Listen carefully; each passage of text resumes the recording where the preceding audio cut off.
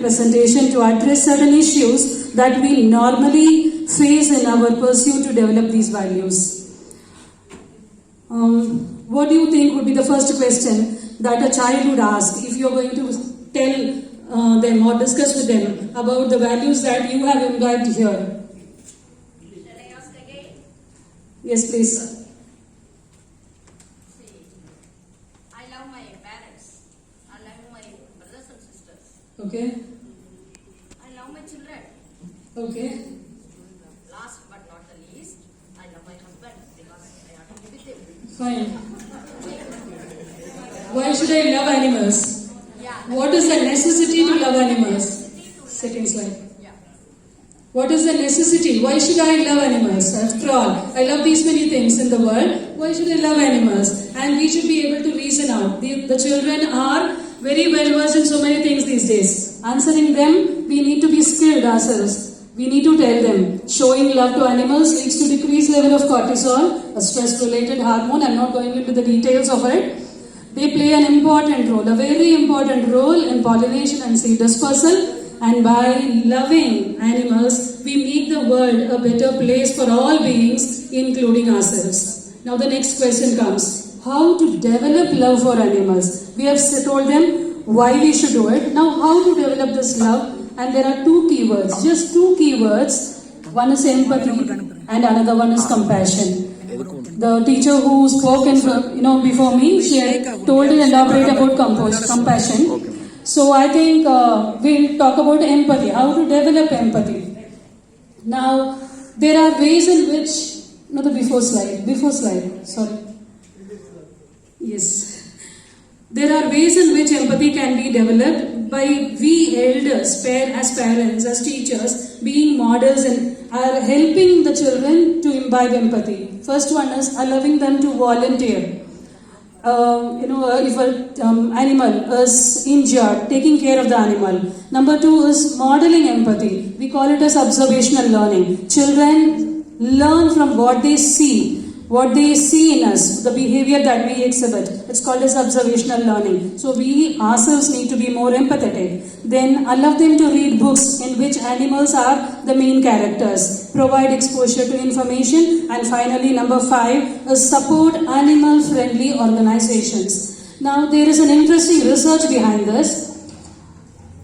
There was one girl, 13-year-old girl, Jessica Walker, who had conducted a survey research for the sake of her science symposium, in which she took two groups, one group of the 5th grade and another group of the 8th grade. And for a period of 6 weeks, they were given information to develop their knowledge.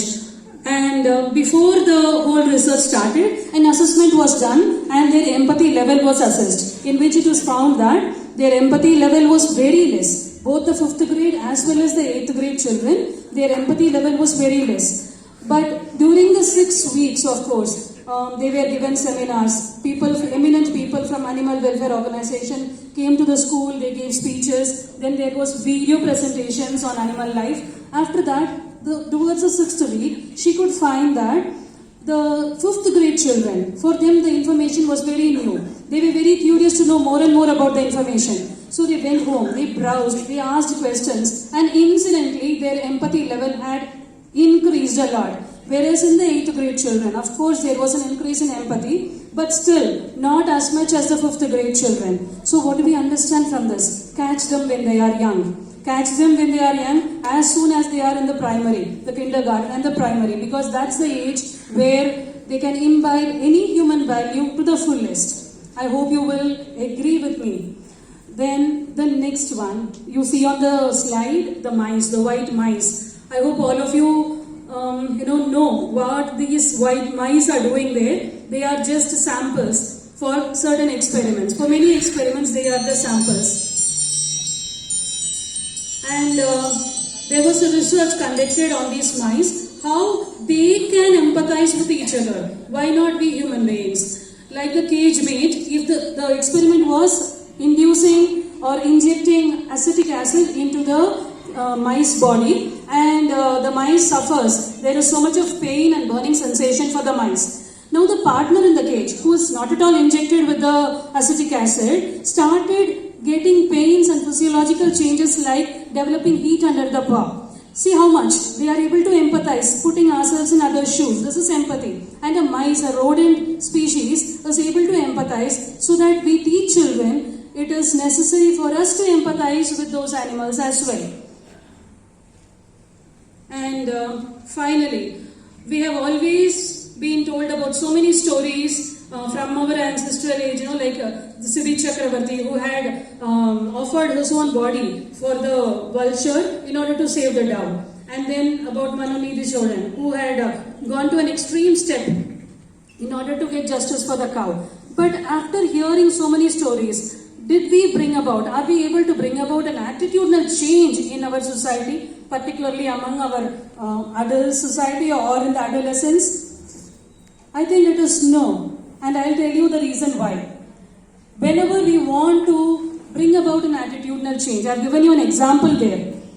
That is cognition 1, thought process 1, which says that I know that eating junk food is hazardous to health. We all know it. And our next cognition is I like junk food. I like to eat junk food. These two contradictory thought processes in our mind is actually called as cognitive dissonance by psychologists. And this does not allow us to live in harmony. And we are not able to bring about the attitudinal change, whatever we wanted to. That is hindering us because these two are contradictory thought processes. So at least one has to be changed. And which one will you change?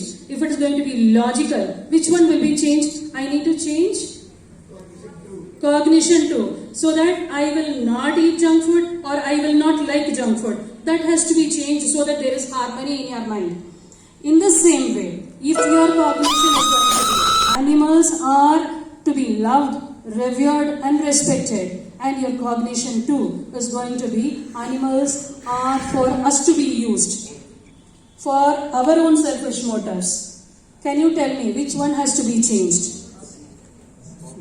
The cognition 2 has to be changed. We need to understand that we have to be empathetic and compassionate and treat animals on a par with human beings around us. If that happens, definitely the attitude change will also occur.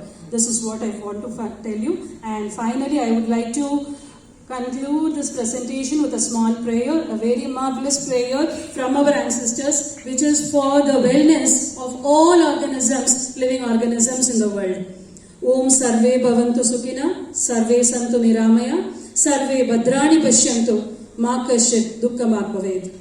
The meaning of this is, may all sentient beings be at peace. May no one suffer from illness. May all see what is auspicious. May no one suffer. Om Shanti, Shanti, Shanti. Thanks for the opportunity and patient hearing.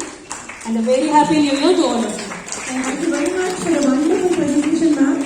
We learned a few things in psychology. The takeaways were very good about consonance and dissonance in cognizance. We understood that very nicely. You had some very valid points which we all teachers have to keep in mind. Like we don't say contradictory things to children, and we need to emphasize what is right with them in the right manner. Thank you so much. Teachers, we have a buzzer here which will